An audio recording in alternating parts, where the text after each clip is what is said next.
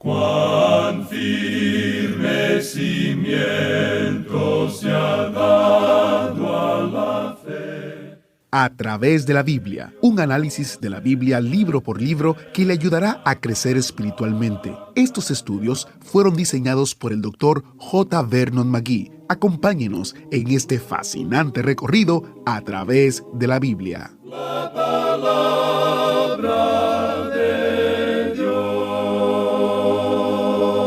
El Señor Jesucristo utiliza muchas formas figuradas de hablar. Una de ellas es hacer referencia a las ovejas. Él es el pastor. Él entregó su vida por las ovejas. Él protege a las ovejas en el día de hoy y Él las reunirá algún día en su redil donde ellas estarán seguras con Él. Otra forma figurada que se usa se presenta con una imagen de una gallina cuidando a sus polluelos, protegiéndolos de la lluvia, dándoles refugio debajo de sus alas. ¡Qué tierno!, ¿no? Pablo, como Cristo, tenía un corazón tierno hacia los creyentes de la iglesia en Tesalónica. Él les escribió en 1 Tesalonicenses capítulo 2, versículos 7 y 8 lo siguiente: Antes, fuimos tiernos entre vosotros, como la nodriza que cuida con ternura a sus propios hijos. Tan grande es nuestro afecto por vosotros que hubiéramos querido entregaros no solo el Evangelio de Dios, sino también nuestras propias vidas, porque habéis llegado a sernos muy queridos. ¡Qué gran hombre de Dios!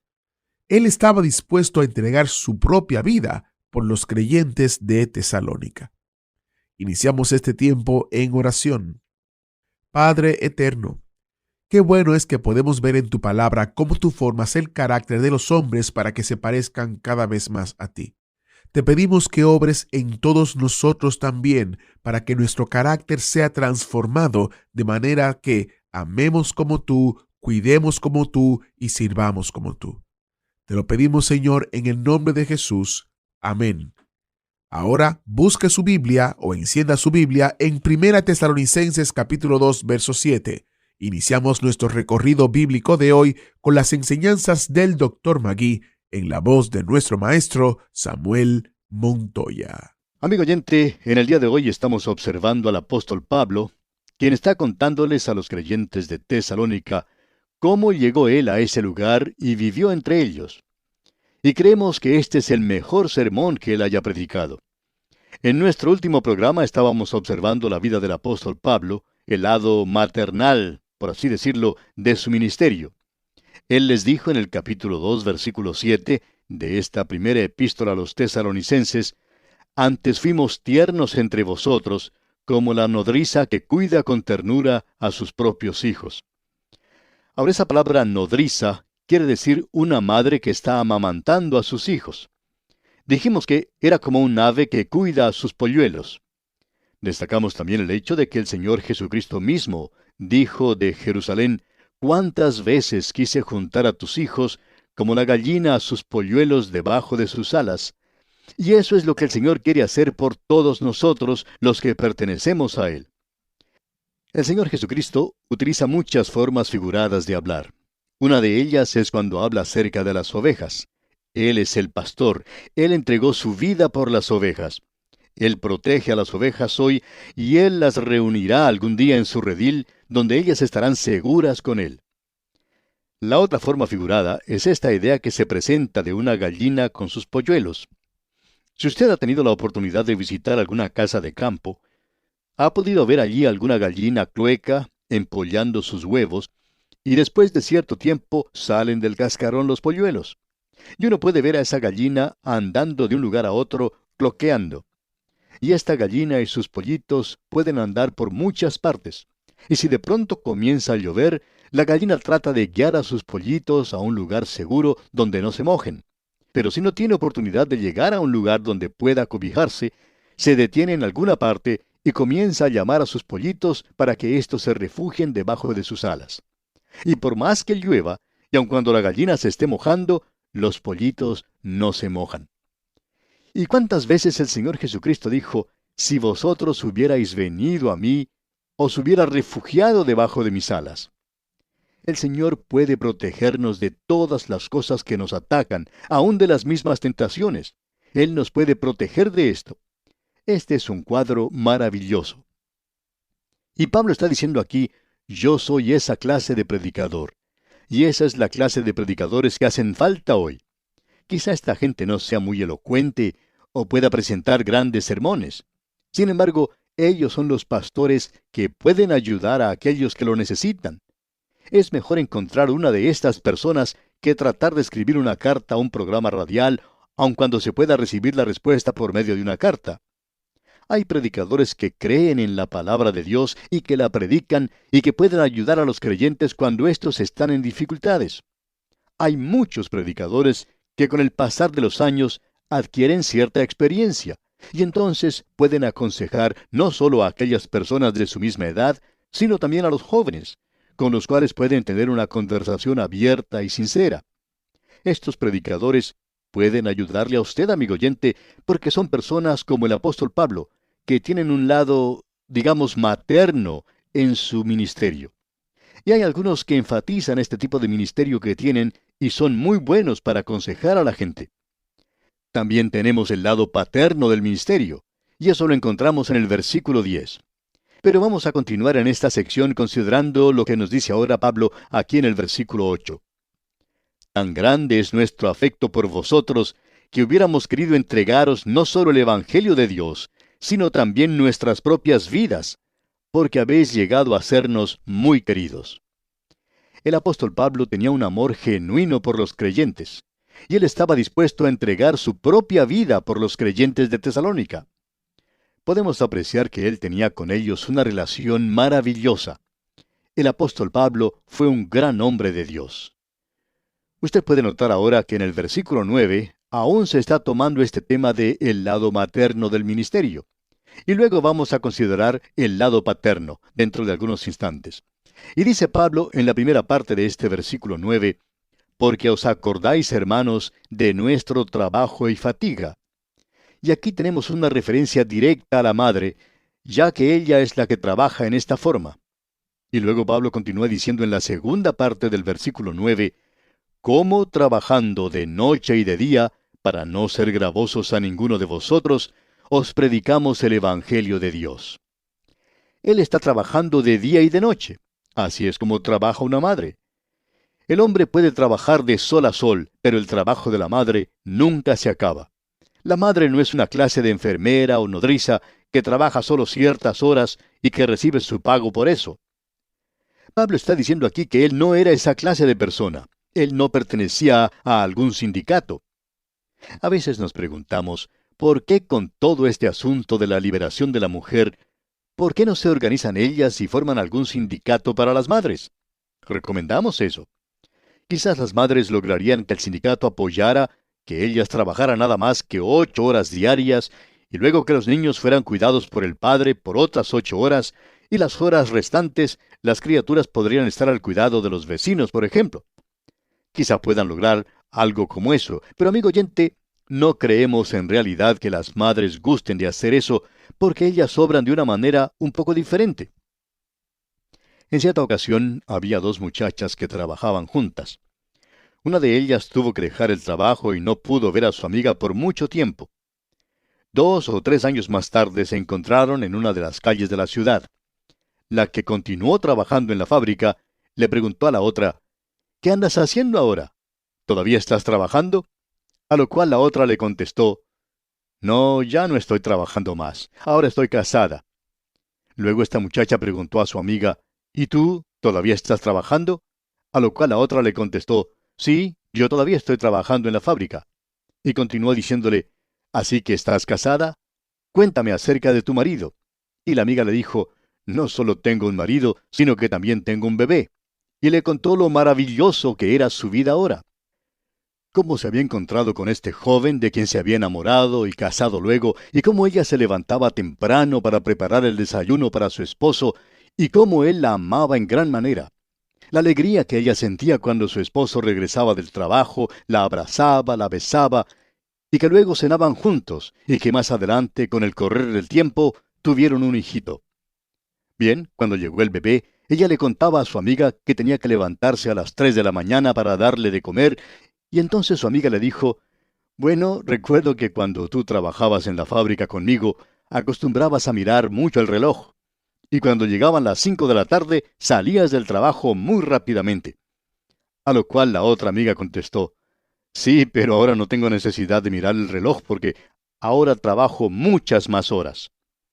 Y su amiga entonces le dice, yo pensaba que tú no estabas trabajando. Y ésta le dijo, en realidad, eso para mí no es un trabajo. ¿Por qué? Porque ahora ella es motivada por el amor, amigo oyente. Y eso es precisamente lo que Pablo nos está diciendo aquí. Yo he trabajado de noche y de día, no pertenezco a ningún sindicato. Tampoco recibo salario alguno, no soy una persona asalariada. En cierta ocasión, un miembro de la iglesia se acercó a su pastor y le dijo, usted tiene que ir a visitar a tal y tal persona. A usted se le paga para hacer eso. Y el pastor le contestó, usted vaya a ver a esa persona. A usted no se le paga por hacerlo, y usted puede hacer probablemente un trabajo mucho mejor que lo que yo pueda hacer, porque nosotros no estamos en la obra del Señor bajo esas condiciones. Eso puso a ese miembro de la iglesia en una posición bastante difícil y tuvo que ir a visitar a esa persona. Y nunca más se dirigió a su pastor de esa manera. Amigo oyente, el apóstol Pablo era una nodriza como la que aquí se menciona. Y hay muchos pastores que hacen lo mismo que él. Y llegamos ahora sí al versículo 10 de este capítulo 2 de la primera epístola a los tesalonicenses, y aquí entramos a ver la parte paternal, digamos, del ministerio, y usted podrá apreciar este aspecto del ministerio del apóstol Pablo. Aquí él dice en la primera parte de este versículo 10, vosotros sois testigos. Él está hablando a ellos de algo que ya conocen. Así es como actuaba el apóstol Pablo. Leamos pues todo este versículo 10 del capítulo 2 de la primera epístola a los tesalonicenses. Vosotros sois testigos, y Dios también, de cuán santa, justa e irreprensiblemente nos comportamos con vosotros los creyentes. Observemos ahora ese comportamiento santo que él dice aquí. Esto nos indica que él tenía mucho cuidado en cumplir con sus obligaciones con Dios. Eso es vivir santamente, amigo oyente. Y el vivir de una forma justa indica que él tenía cuidado de su forma de vivir en cuanto a los hombres. Pablo tenía una obligación con Dios, y él también tenía una obligación con los hombres, y él cumplía con ambas cosas. En nuestros días oímos mucho hablar en cuanto a creyentes que son dedicados, muy consagrados, y creemos que ya hemos dicho esto anteriormente, y lo vamos a repetir otra vez, y quizá lo digamos varias veces más. Ya estamos cansados, amigo oyente, cansados hoy de escuchar hablar de los así llamados creyentes dedicados y muy consagrados. De vez en cuando sale alguien por allí, un joven, diciendo, yo soy un creyente muy consagrado. Y luego se da uno cuenta que el patrón piensa que él es una persona muy perezosa. Amigo oyente, si usted va a vivir una vida santa, usted tiene que vivir esa vida para Dios. Usted no tiene que estar mirando siempre el reloj para saber cuándo tiene que salir del trabajo. Usted tiene que observar a Dios. Usted no solo trabaja cuando lo está mirando su patrón, sino que trabaja todo el tiempo porque Dios lo está mirando. Una vida santa. Y usted, amigo oyente, no es una persona dedicada o consagrada, y eso lo sabemos, porque usted pasó alguna vez al frente en alguna reunión de una iglesia donde alguien oró a su favor y usted derramó algunas lágrimas. ¿Quiere decir por eso que usted es una persona consagrada? Quisiéramos saber qué es lo que piensa de usted su patrón, por ejemplo, o qué es lo que piensa de usted su maestro. ¿Es acaso usted una persona perezosa? Entonces, no es una persona dedicada ni consagrada. Usted es sencillamente perezoso, y esas dos cosas, amigo oyente, no son lo mismo. Ahora Pablo dice, he andado santamente entre ustedes. Hemos vivido todo el tiempo en la presencia de Dios y en forma justa. Y luego él dice, irreprensiblemente. Y eso quiere decir que a ellos no se les podía acusar de nada, aunque esto no evitó que Pablo fuera acusado. Pero acusaciones como esa no tenían ninguna base. Usted sabe, amigo oyente, que las otras personas pueden decir cosas en cuanto a usted, pero lo importante es estar seguro de que esas cosas no sean ciertas. Es por eso que Pablo dice aquí que él se había portado irreprensiblemente, que ninguna acusación contra él podía mantenerse, porque su vida, junto con sus amigos, era una vida santa, por medio de la cual podía rechazar esta clase de acusación. La forma en que usted vive no tiene nada que ver en cuanto a su salvación, pero sí tiene mucho que ver en cuanto a la salvación de alguna otra persona, ya que usted está siendo observado constantemente. Ahora notemos lo que dice aquí él en el versículo 11 de este capítulo 2. Así como también sabéis de qué modo, como el Padre a sus hijos, exhortábamos y consolábamos a cada uno de vosotros. Bien, observemos esto que tenemos ante nosotros. En primer lugar, el apóstol Pablo dijo, exhortábamos. Esta palabra allí utilizada en griego es parakaleo, y es la misma palabra que se utiliza para el Espíritu Santo. Eso quiere decir que Pablo vino al lado de ellos para ayudarles, para suplicarles y para convencerles. Y usted recuerda que el Señor Jesucristo dijo que cuando el Espíritu Santo viniera, iba a venir para convencer al mundo de pecado, de justicia y de juicio. Y estamos convencidos de que uno nunca llega a presentar el Evangelio en el poder del Espíritu Santo, sino hasta cuando lo presenta como algo con lo cual el Espíritu Santo pueda convencer a los hombres, convencerlos de pecado, de justicia y de juicio. Estos tres elementos siempre están en el Evangelio. Y el apóstol Pablo está diciendo que esa es la forma en que él lo ha presentado, como un padre. Luego él continúa diciendo, consolábamos. Ahora esta palabra consolábamos no es la misma palabra que nosotros utilizamos hoy en día como consolar. Hemos visto su significado en el lado materno del ministerio del apóstol Pablo. En su lugar, la palabra aquí significa persuadir. Había una urgencia en el mensaje de Pablo a los tesalonicenses. Luego él los persuadía, urgía a los hombres. Así que, hermanos, os ruego, decía él. El apóstol Pablo podía rogarles, y esa es la forma en la cual nosotros deberíamos presentar el Evangelio hoy. Luego en la primera parte del versículo 12 leemos, y os encargábamos. Y eso tiene una nota de severidad, de disciplina. Es una palabra muy viril, una palabra muy robusta, una palabra firme, una palabra masculina. En el día de hoy tenemos mucha predicación débil. Son palabras lindas pronunciadas por una persona buena a una audiencia hermosa. Eso simplemente hace que uno preste oídos sordos a una predicación así. Ese no es el mensaje que encontramos aquí. Aquí hay cierta urgencia. Alguien ha definido un servicio promedio en una iglesia liberal como un lugar donde un hombre moderado habla ante un grupo de personas moderadas y les urge a que sean más moderados. Amigo oyente, eso realmente nos enferma. No nos gusta esa clase de cosas. En algunos países, durante la época de la Pascua, los periódicos publican los temas sobre los cuales van a predicar los predicadores liberales el domingo de resurrección. Ellos tienen un verdadero problema con el tema de la resurrección. Y si uno tiene la oportunidad de leer algunos de los temas que van a presentar, notará que algunos de ellos en realidad causan gracia verlos. En cierta ocasión, un pastor presentó el tema de La Pascua es la época de las flores. Amigo oyente, ¿se imagina usted que ese haya sido un mensaje robusto, viril? No nos sorprende que en el día de hoy tengamos tantos santos enfermos si están recibiendo esa clase de alimento. Un gran predicador del pasado acostumbraba a decir que algunos sermones no tienen suficiente evangelio como para preparar una sopa para un saltamontes enfermo. Y eso es cierto hoy, amigo oyente. Pero qué cosa más gloriosa fue el ministerio del apóstol Pablo aquí. Y él dice, así como también sabéis de qué modo, como el Padre a sus hijos, exhortábamos y consolábamos a cada uno de vosotros. Y continúa en el versículo 12, y os encargábamos que anduvieseis como es digno de Dios, que os llamó a su reino y gloria. Amigo oyente, nosotros debemos andar dignamente. Eso es lo que Pablo les dijo en su epístola a los Efesios, como usted bien puede recordar. Dijo él, yo pues, preso en el Señor, os ruego que andéis como es digno de la vocación con que fuisteis llamados. Ahora, el reino aquí, en este versículo 12 de 1 Tesalonicenses 2, se refiere a lo eterno, al reino milenario. Y la gloria se refiere al reino eterno. Es decir, que aquí podemos tener una perspectiva del plan de Dios y de su propósito. En otras palabras, viva, amigo oyente, a la luz de la eternidad.